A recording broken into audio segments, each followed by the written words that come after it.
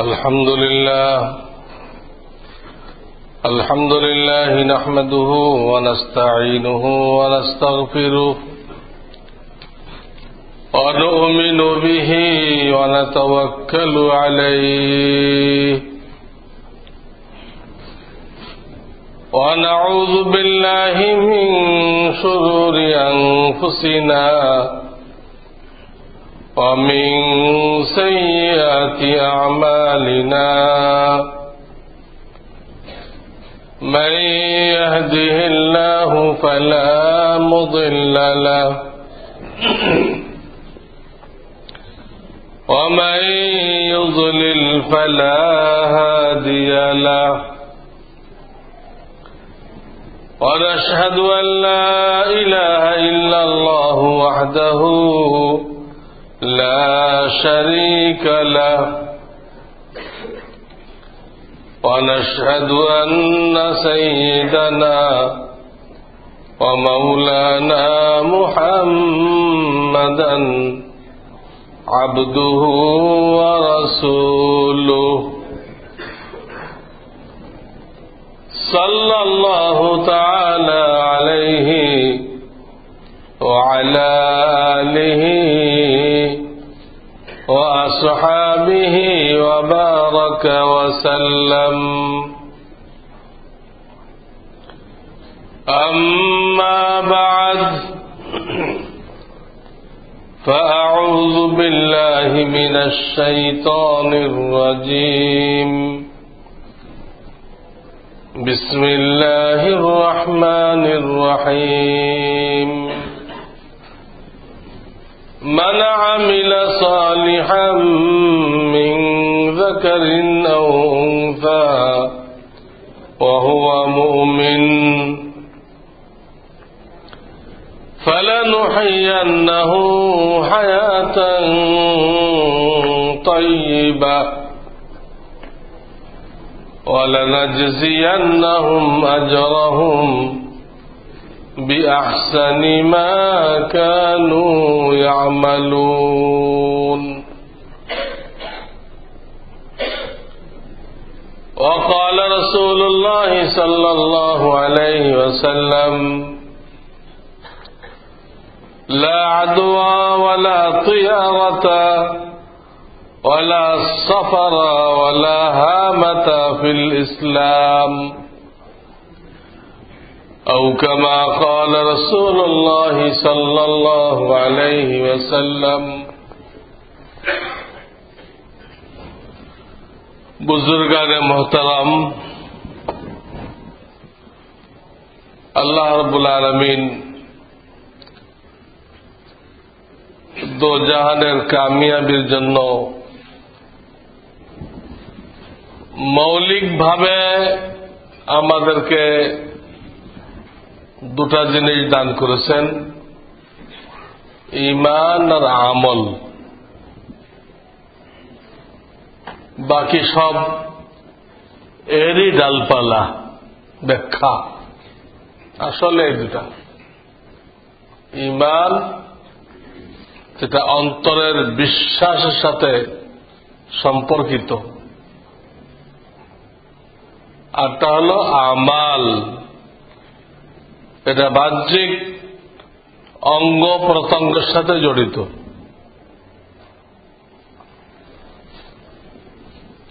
এই দুটার মধ্যে বেশি গুরুত্বপূর্ণ হল ঈমান। এই জন্য একটা কারণ হল এই, শুধু ঈমান দ্বারা হাজারো লোক বেহেশতে যাবে, তাদের কোনো নেকামল নেই, করে নাই বা কবুল হয় নাই। নেকামল করে নাই অথবা করছিল, এগুলো কবুল হয় নাই। কিন্তু ঈমানটা সঠিক ছিল, বিশ্বাস সঠিক ছিল। তো এই লোকগুলো এক সময় জাহান্নাম থেকে বের হয়ে জান্নাতে প্রবেশ করবে। কোন ঈমানদার স্থায়ীভাবে দোজখে থাকতে পারে না। মুমিন আর জাহান্নাম এটা একসাথে হয় না, সাময়িক হইতে পারে,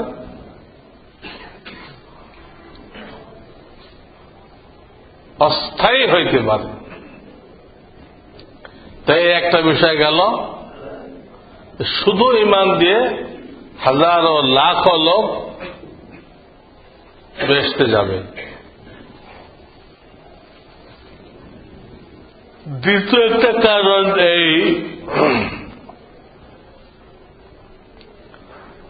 যে নেক আমল অতক্ষণ পর্যন্ত নেক আমল হইতে পারে না যতক্ষণ নাকি ওই নেক আমল করনেওয়ালার অন্তরের মধ্যে ঈমান না থাকে। নেক আমল যিনি করতেছেন তার অন্তরের মধ্যে যদি বিশুদ্ধ ঈমান না থাকে, তার কোন নেক আমল বলে আল্লাহর দরবারে গৃহীত হয় না। আপনার আমার নজরে হইতে পারে, কিন্তু যার কাছে ফিরে যেতে হবে, যার কাছে জবাবদিহি করতে হবে, তার কাছে নেক আমল না। ঈমান ছাড়া কোন নেক আমল নেই।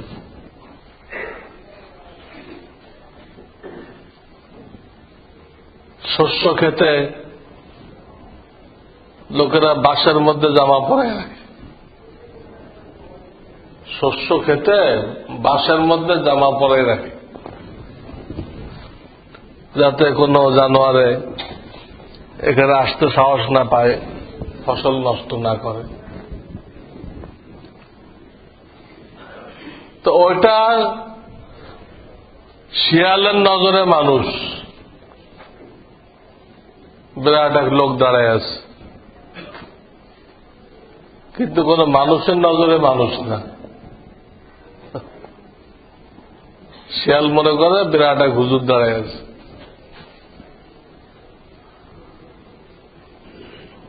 ডরে আর আসে না, কিন্তু বাস্তবে মানুষ না। ঠিক তেমনি ভাবে অনেক কিছু আপনার আমার নজরে ভালো কাজ, নেক কাজ, কিন্তু আল্লাহর নজরে নেক কাজ না। কেন? করনেওয়ালার মধ্যে ঈমান নেই। খ্রিস্টানরা বিশ্ব জয় করার জন্য অকাতরে সেবামূলক কাজ করতেছে, অকাতরে। তারা মোড়ে মোড়ে হাসপাতাল বানায় দিচ্ছে, মহল্লায় মহল্লায় স্কুল বানায় দিচ্ছে, বাড়িতে বাড়িতে টয়লেট বানায় দিচ্ছে, টিউবওয়েল গাড়ি দিচ্ছে, ওষুধ ফ্রি দিচ্ছে। এরকম বহুত কাজ তারা করতেছে। দুনিয়ার যাকে জিজ্ঞেস করবেন যেটা ভালো আমল কিনা, হ্যাঁ এটা ভালো আমল, মানুষের খেদমত করতেছে, সেবা করতেছে, সবাই এক কথা বলবে। কিন্তু আল্লাহর দ্বীন সম্পর্কে যে ইলম রাখে, কোরআন সুন্নাহর ব্যাপারে যে জ্ঞানী, তার জ্ঞান আছে, তাকে জিজ্ঞেস করেন খ্রিস্টানদের এই সেবাগুলো নেক আমল কিনা, সে পয়লা চান্সে বলবে যে দেখতে তো নেকামল, বাস্তবে একটাও নেকামল না। নেকামলের মতো দেখা যায়, বাস্তবে নেকামল না। এই জন্য যারা এগুলো করতেছে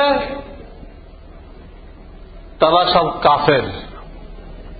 ইহুদিরা কাফের, খ্রিস্টান কাফের, হিন্দু কাফের, বৌদ্ধ কাফের, জৈন কাফের, শিখ কাফের, মানবতাবাদী কাফের, বহুত কাফের। আবার ইসলামের নাম ব্যবহার করে তার মধ্যে বহুত কাফের আছে। শিয়া কাফের, কাদিয়ানি কাফের। এদের কারোর ঈমান নেই, কারোর ঈমান নেই। কাজে এরা যতই ভালো কাজ করুক, আল্লাহর খাতায় এটা ভালো কাজ গণ্য হবে না, এর কোন সওয়াব সে পাবে না। তো ঈমান আমলের মধ্যে, ঈমান এই জন্য গুরুত্বপূর্ণ, কোন আমলের অস্তিত্বই হয় না ঈমান ছাড়া। এক নম্বর লাগবে ঈমান। এই জন্য বিভিন্ন আয়াতে, বিভিন্ন হাদিসে আল্লাহ রাব্বুল আলামিন এই শর্তটা উল্লেখ করেছে। আমি এক্ষুনি যে আয়াত পড়লাম ওখানে এটা শর্ত করা হয়েছে, মান আমিলা সালিহাম মিন যাকারিন আও উনসা ওয়া হুয়া মুমিন। কোন পুরুষ বা মহিলা যদি নেক কাজ করে, শর্ত এই যে সে ঈমানের সাথে করছে, ওয়া হুয়া মুমিন, ঈমানের সাথে করছে, তো আল্লাহ তাআলা তাকে ইজ্জতের জিন্দেগি, শান্তির জিন্দেগি দান করবেন। আল্লাহ দায়িত্ব নিয়েছেন, আল্লাহ ওয়াদা করেছেন। নেক আমলের শর্ত এটা। হ্যাঁ, আরো শর্ত আছে নেক আমলের। ঈমান থাকতে হবে। 2 নম্বর, সেটা নবীজির তরিকায় হইতে হবে। নবীজির তরিকায় যদি না হয়, ইমানদারে করলেও নেক আমল হবে না। কাফেরদের গুলো তো পয়লা চান্সেই বাতিল। মুমিনে করতেছে যার ঈমান আছে, তো নবীজির তরিকার উপরে না, তার মন গড়া তরিকা। এই মিলাদ কিয়াম, এই ওরস, জশ্নে জুলুসে কয়েকদিন পর আসতেছে। কয়েকদিন পরেই সফর তো শেষ, সফর মাস শেষ, এরপরে রবিউল আউয়াল।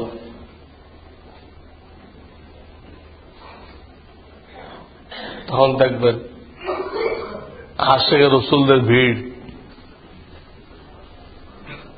অথচ রসুলের সাথে এদের কোন সম্পর্ক নেই।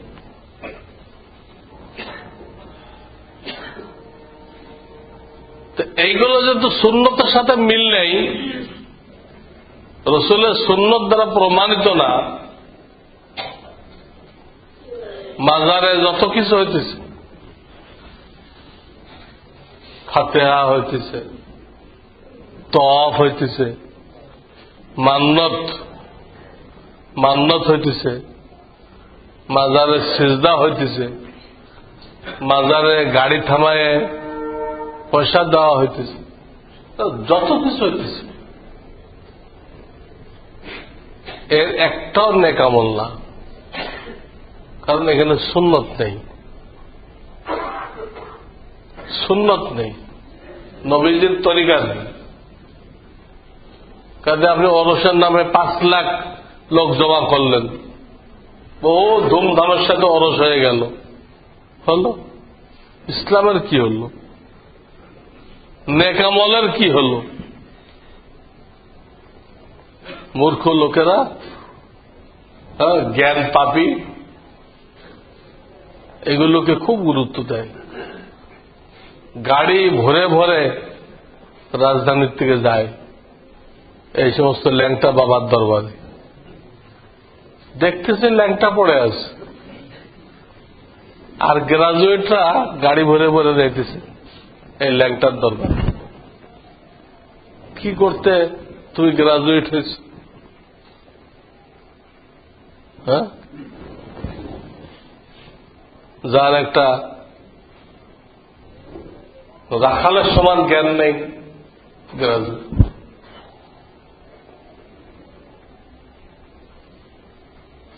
এতটুকু এলেম নেই যে ল্যাংটা ফরজ তরক করছে, ফরজ তরক করে রাখছে, 24 ঘন্টা গুনাহগার হইতেছে, আল্লাহ লানত তার উপরে। এ পীর হয় কেমনে? কিভাবে পীর হয়?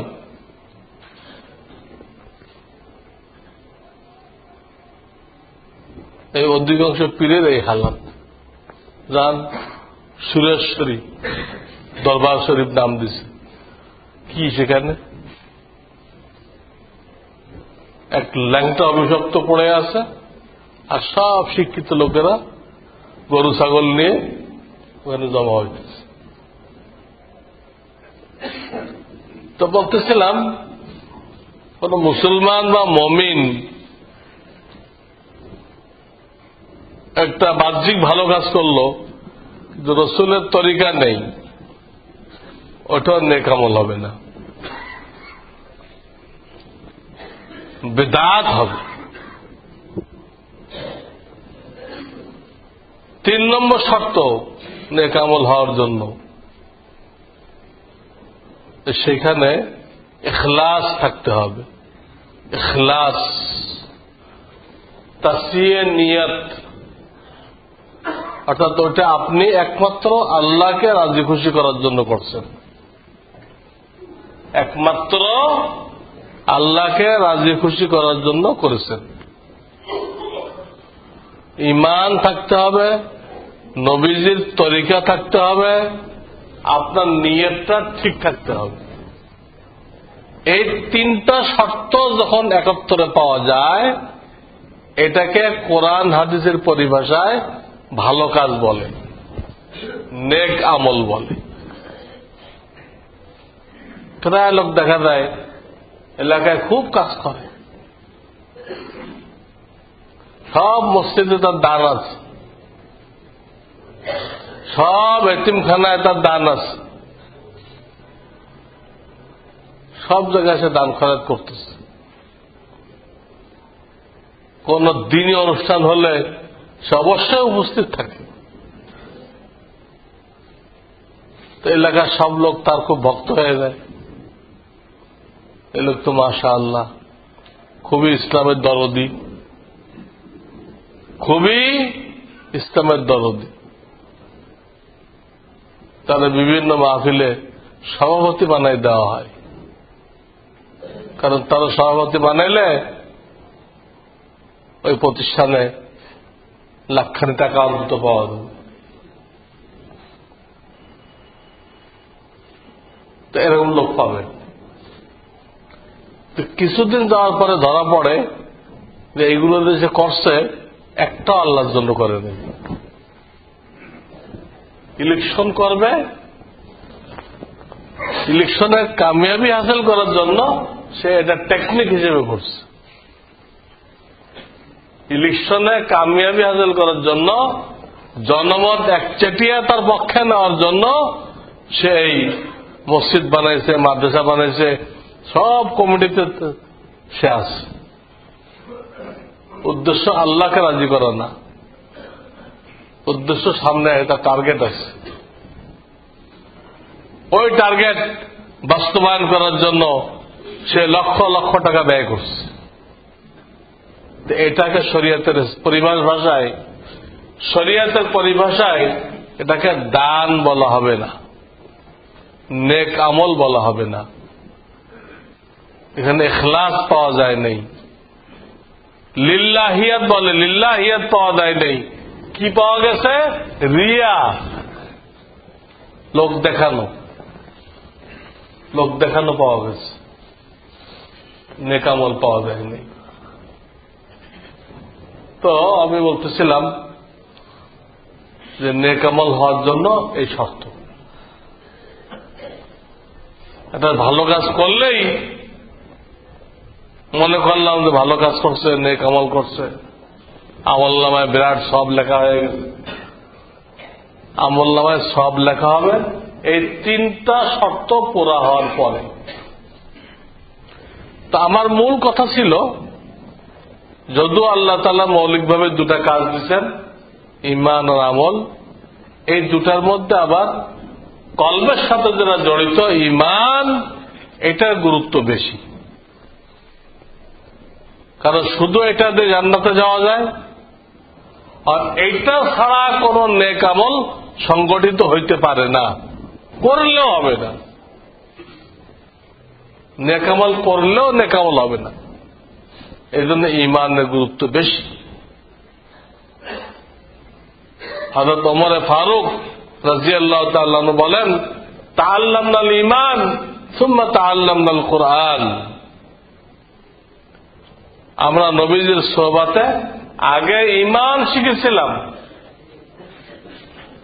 তারপরে শরীয়তের হুকুম আহকাম শিখেছিলাম। প্রথম ঈমান শিখতে হবে।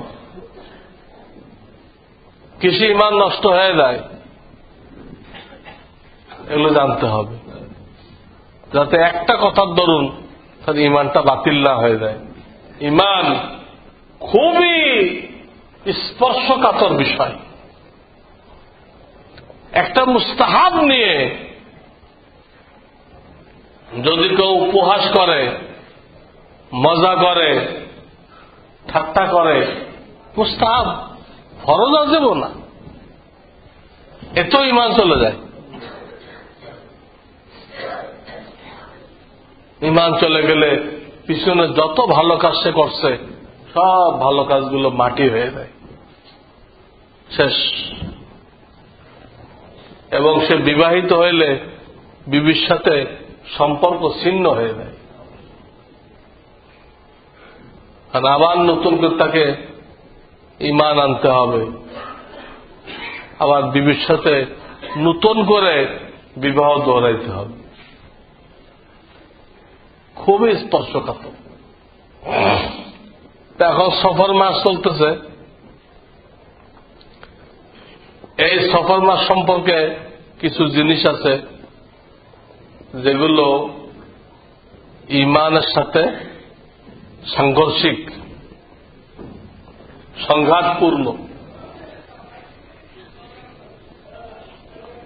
এই মাসে কিছু কাজ আছে ঈমানের সাথে সংঘর্ষ করে, এবং এটা জাহেলিয়াত থেকে চলে আসছে। আমাদের কাছে এলেম না থাকার দরুন আমরা ওই আবার জাহেলিয়াতের দিকে ফিরে যেতেছি। এই যে খুনোখুনি, মারামারি দেখতেছেন, সব জাহেলিয়াত। আমাদের কাছে না এলেম আছে, না ইসলামের প্রতি দরদ আছে, না আল্লাহর কোনো ভয় আছে, না ভয় আছে, না আখিরাতের কোনো ফিকির আছে। সুন্দর দাড়িওয়ালা, কপালে দাগ পড়ে গেছে, তো দেখা যাবে ইসলামের নামের উপরে কিছু লোক কথা বলতেছে, তো আক্রমণ শুরু করে দিচ্ছে। মুসলমান নামধারী লোক আর কিছু হুজুরের উপরে আক্রমণ করে দিল। কেন? ইসলামের কথা বলতে হবে না, আক্রমণ করে দিল। ইসলাম তার কাছে কোনো বিষয় না, তার কাছে তার পার্টি, তার নেতা, এগুলো হলো বড়। গণতন্ত্রের দেবতা, এগুলো তার কাছে বড়। ইসলাম কোনো বিষয় নেই। এগুলো বাপদাদা ছিল, সে মনে করে আমিও দুর্ভাগ্যবশত আছি। সে লজ্জিত যে তার নাম মোহাম্মদ কেন। বহু মুসলমান পাইবেন যে সে লজ্জিত যে আমি তো এই নামটা নিয়ে লন্ডন, আমেরিকায় সফর করতে পারতেছি না, কেন আমার নাম এই রাখলো। তো এইগুলো নাম কে আসতে মুসলমান, আল্লাহর দরবারে আল্লাহর দুশ্মন। আল্লাহর দুশ্মন আমাদের অবস্থায়। তো এই মাসে ওই জাহিলিয়াতের আকীদা চলতে চলতে আমাদের ভিতরে চলে আসছে। সফর মাস সম্পর্কে জাহিলিয়াতে জামানায় বিশ্বাস ছিল যে এই মাসে কোন বরকত নাযিল হয় না, এই মাসে কোনো কল্যাণ নেই, এই মাসে আল্লাহর পক্ষ থেকে যত রকম বালা মুসিবত আযাব গজব সব এই মাসে নাযিল হয়, এই মাসে নাযিল হয়। এই জন্য জাহিলিয়াতের যুগে লোকেরা এই মাসে কোনো বিবাহ শাদী পড়াইত না, কোনো ভালো কাজ এই মাসে শুরু করত না। যেমন ব্যবসা বাণিজ্য শুরু করত না, যে এই মাসে শুরু করলে তা নষ্ট হয়ে যাবে, বিবাহ শাদী করলে টিকবে না, বাড়ি করলে সেই বাড়িতে কোনো বরকত হবে না, সেই বাড়িতে খালি মুসিবতই আসবে। এই মাসটাকে এত অশুভ মনে করত যে যার আর কোনো শেষ নেই, অশুভ মনে করত। এমনকি ইসলামের দুশমনরা এই মাসকে অশুভ প্রমাণিত করার জন্য হাদিস তৈরি করছে, জাল হাদিস তৈরি করছে। আপনারা কেউ হাদিস মনে করবেন না, দুশমনরা তৈরি করছে এই মাসকে কলঙ্কিত বোঝানোর জন্য। তাই আপনাদেরকে শোনাই দিলাম আমি কি হাদিস। নবী আলাইহিস সালাম নাকি বলেছেন, মান আখবারানি বিখুরুজ সফর বাশশারতুহু বিল জান্নাহ। সফর মাস চলে গেছে, এই সংবাদ আমাকে যে দিবে আমি তাকে বেহেশতের সুসংবাদ দিব। নাউযু বিল্লাহি মিন যালিক। কোন হাদিসের কিতাবে এই হাদিস নেই, এটা জাহিলিয়াতের হাদিস, জাহিলিয়াতের হাদিস, জাহিলিয়াতের কথা। এই মাসকে অশুভ মনে করা, ইসলামে এই মাস কেন, এই মাস কেন কোন ব্যাপারে অশুভ নেই, কোন ব্যাপারে অশুভ নেই। ইসলামে শুভ আছে,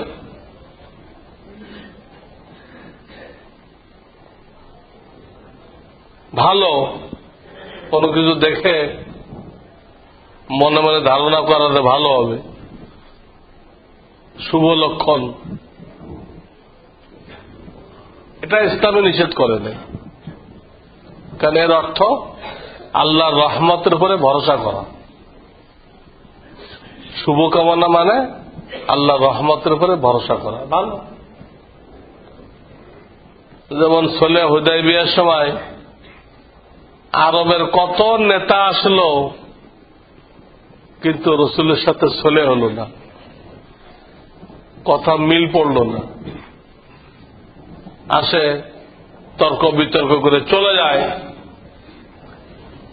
এর মধ্যে একটা নেতা আসলো, এর নাম সুহাইল। ওকে আসতে দেখে নবীজি আগে মন্তব্য করলেন, সোহেল শব্দের অর্থ হল সহজ। সোহেল যখন আসতেছে তাহলে আশা করা যায় এখন জিনিসটা সহজ হয়ে যাবে, কারণ তার নামই সহজ। একে উর্দুতে বলে নেক ফালি, শুভ লক্ষণ দেওয়া। তাই হুজুররা বললেনও,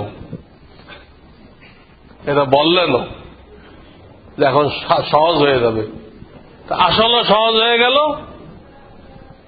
10 বছরের চুক্তিনামা স্বাক্ষরিত হয়ে গেল মক্কাবাসীর সাথে। নবীজির 10 বছরের মধ্যে কোনো যুদ্ধ হবে না। মদিনার লোকেরা মক্কা আসবে, মক্কার লোকেরা মদিনা যাবে, কোনো যুদ্ধ হবে না। নবীজি ইসলামের কাজ করার জন্য ফ্রি সুযোগ পেয়ে গেলেন, অফুরন্ত সুযোগ পেয়ে গেলেন। এতদিন তো নিজের কওমের সাথে যুদ্ধ করে শেষ করতে পারতেছেন না, অন্যদিকে কি খেয়াল দিবেন? এখন তো ওইটা শেষ, নিজের গোত্রের সাথে কোনো যুদ্ধ নেই। তখন নবীজি সমস্ত রাজা বাদশাদের নামে ইসলামের দাওয়াত দিয়ে দিয়ে চিঠি পাঠিয়ে দিলেন। অনেকে মুসলমান হয়ে গেল, যারা মুসলমান হলো না তাদের সাথে যুদ্ধ হলো, শেষ পর্যন্ত মুসলমানদের কামিয়াবি হয়ে গেল। তো এটা উদ্দেশ্য না, ওই লোকটাকে দেখে হুজুরে বললেন যে এর কামিয়াবি হবে, সোহাইল আসতেছে, তাহলে সব আসান হয়ে যাবে। এইভাবে বিভিন্ন ভালো জিনিসের থেকে কল্যাণ নেওয়া, উদ্দেশ্য নেওয়া, এটা নিষেধ না। অকল্যাণ উদ্দেশ্য করা শুধু সফর বাসের সাথে খাস না, যে কোনো ব্যাপারে। সফরে যেতেছেন, কানা লোক সামনে পড়লো, সফরের উদ্দেশ্য পূরণ হবে না। বা একটা সাপ সামনে পড়ছে, বা একটা পেঁচা সামনে পড়ছে, যাত্রা শেষ, ব্যবসা শেষ। এগুলো একদম না জায়েজ, ইমান বিধ্বংসী আকীদা। আপনি আপনার কাজে যাইতেছেন, সাপ সাপের কাজে যাইতেছে, পেঁচার কাজে যাইতেছে, অন্ধর কাজে যাইতেছে, আপনার সফরের সাথে, আপনার ব্যবসার সাথে কি সম্পর্ক? কিন্তু জাহেলিয়াত হিসেবে এটা মনে করে আমরা ইমান নষ্ট করতেছি। এই একটা মারাত্মক জিনিস সফর মাসে ঘটতেছে। সে সফর কিন্তু এখন চলতেছে, আজকে সফর মাসের 23 তারিখ। আর একটা বিষয় এই মাসে ঘটে, ওটা মারাত্মক। এই মাসে যেটা শেষ বুধবার, এই মাসের শেষ বুধবার যেমন সামনে আসতেছে, হ্যাঁ, এটাকে ফার্সিতে বলা হয় আখিরি চাহার সাম্বা। আখিরি চাহার সাম্বা, আখিরি মানে শেষ, আর চাহার সাম্বা মানে বুধবার। ফার্সিতে দিন গণে কেমনে? সাম্বা মানে শনিবার, এক সাম্বা, দো সাম্বা, সে সাম্বা, চাহার সাম্বা, পাঁচ সাম্বা, জুমা। এগুলো তো ফার্সিতে দিন গোনার তরিকা। তো চাহার সাম্বা মানে বুধবার, সফর মাসের শেষ বুধবার। এগুলো আখেরি চাহার সাম্বার অর্থ। নবীজি সাল্লাল্লাহু আলাইহি সাল্লাম জিলহজ মাসে হজ করলেন, হজ করে মক্কায় ফিরে আসলেন।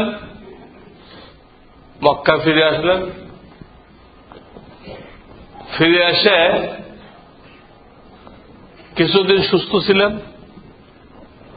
এই শেষ বুধবার, সফর মাসের শেষ বুধবার, তিনি মারাত্মক রকম অসুস্থ হয়ে গেলেন। মারাত্মক রকম, এত যে মসজিদের সাথে হুজুরা, কিন্তু তিনি মসজিদে আসতে পারলেন না। আবু বকর সিদ্দিককে রাদিয়াল্লাহু তাআলা আনহু ইমামতি করার দায়িত্ব দিলেন। এত অসুস্থ হয়ে গেলেন। এই অসুস্থ যে হইলেন, এর মধ্যে একবার মাত্র মসজিদে আসতেন, দুইজনের কাঁধে ভর করে শেষ ওসিয়ত করার জন্য, সবার থেকে মাপটাপ চাওয়ার জন্য একবার আসছেন জোহরের টাইমে, আর আসেন নাই। এবারে সোমবারে জোহরের আগ দিয়ে তিনি দুনিয়ার থেকে চলে গেছেন। বুধবারে অসুস্থ হইলেন, সোমবারে চলে গেলেন। এদিন তিনি অসুস্থ হয়ে পড়ছিলেন। অসুস্থ হয়ে পড়াতে মদিনার ইহুদিরা আর মুনাফিকরা ঈদ পালন করছিল। এই দিনে তারা কি করছিল? ঈদ পালন করছিল। তারা নবীজিকে বিপদ আপদ মনে করত, যে এই লোকটা আমাদের জন্য আপদ, মুসিবত। তিনি যখন অসুস্থ হয়ে গেছেন, এত অসুস্থ যে মসজিদে আসতে পারতেছেন না, তোমার তাহলে কাজ হয়ে গেছে আমাদের, এবার আমরা বাঁচতে পারব। তাহলে ঈদ পালন করছে। খুব হাসি খুশি করছে, মিষ্টি বিতরণ করছে, যে যা পারছে খুশি পালন করছে। কারা? মদিনার ইহুদিরা আর মদিনার মুনাফিকিনরা, এরা সব কাফের, এরা খুশি পালন করছে রসুলের অসুস্থতার খবর শুনে। আর সাহাবায়ে কেরাম তো কাঁদছেন। প্রিয়জন অসুস্থ হইলে না কাঁদছে, তার থেকে হাজারো গুণ কাঁদছেন যে তারা রসুলের পিছনে নামাজ পড়তে পারতেছেন, রসুলকে দেখতেও পারতেছে না, যাওয়ারও সুযোগ নেই। মা আয়েশার ঘরে পুরুষরা যাবে কেমনে? এনারা কাঁদতেছে আর ওরা ঈদ পালন করতেছে। সেই চরম দুঃখের দিন পরবর্তীকালে এটা ইহুদিরা কোন চক্রান্ত করে ইসলামের মধ্যে ঢুকাই দিল।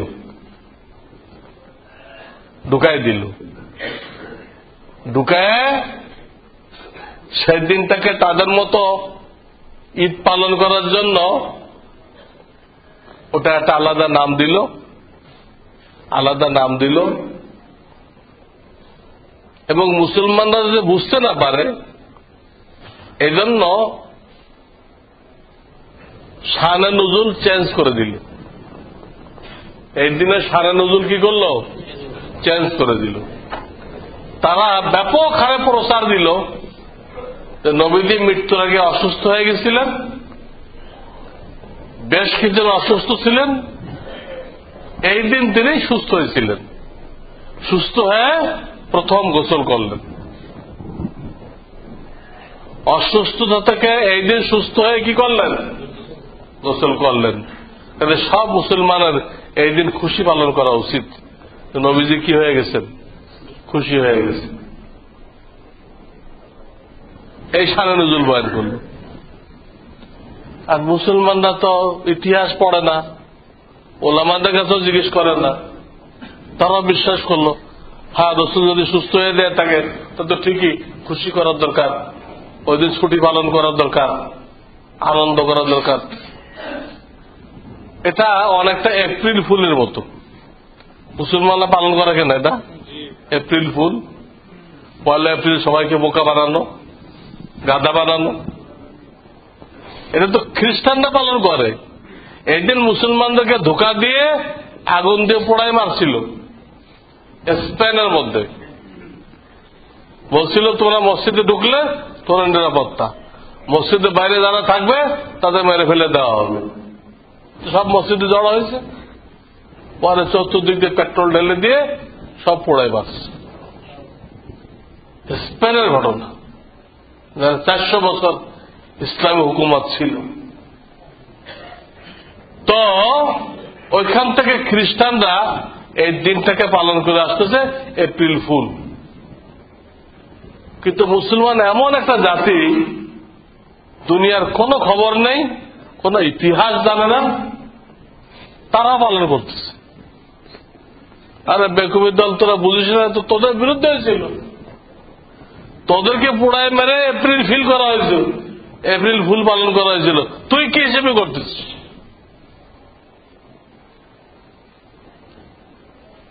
রবি ঠাকুর আপনার আমার বিরুদ্ধে লিখল, মুসলমানের বিরুদ্ধে লিখল, সেটা আমাদের দেশে সর্বোচ্চ গান হয়ে গেল, এর উপর আর কোন গান নেই। আপনার আমার বিরুদ্ধে লিখল, মুসলমানদের কোন স্বার্থ যাতে ইংরেজের থেকে আদায় না হয় এই জন্য লিখছিল। সেটা আজকে আমাদের কলিজার টুকরা হয়ে গেছে। এটা না পড়লে সেই দেশে থাকতে পারবে, অথচ লেখা হয়েছে মুসলমানদের বিরুদ্ধে। তো রাসূলুল্লাহ অসুস্থ হয়ে গেছে, এজন্য দুঃখ করতে হবে।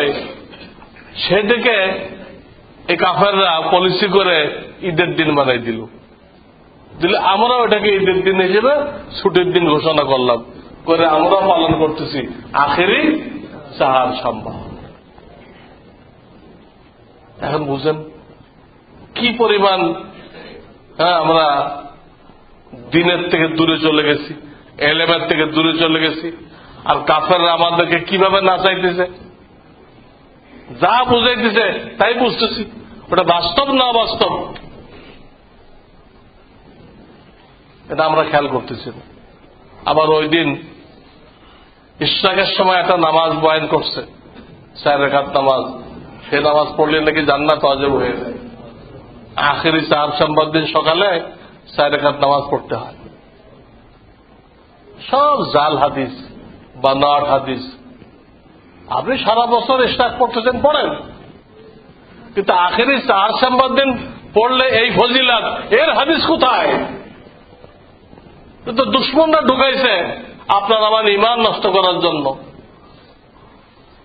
জাল হাদিস পরে আমল করে ইমান নষ্ট করার জন্য তারা এই নামাজের ফজিলত বয়ান করছে। আর সেই জাল হাদিসগুলো আমাদের মধ্যে চালু হয়ে গেছে। যেহেতু এই কথাগুলো এই সফরের সাথেই জড়িত, এই জন্য আমি আপনাদের নলেজে দেওয়ার জন্য যে আমরা কাফেরদের এই ধোঁকা থেকে নিজেদের ইমানকে রক্ষা করি, এগুলো ইমানের সাথে সম্পর্কিত। আল্লাহ তাআলা আমাদের ইমানকে রক্ষা করার তৌফিক দান করেন, ইমানকে মজবুত করার তৌফিক দান করেন। ওয়া আখিরু দাওয়ানা আলহামদুলিল্লাহি রাব্বিল আলামিন।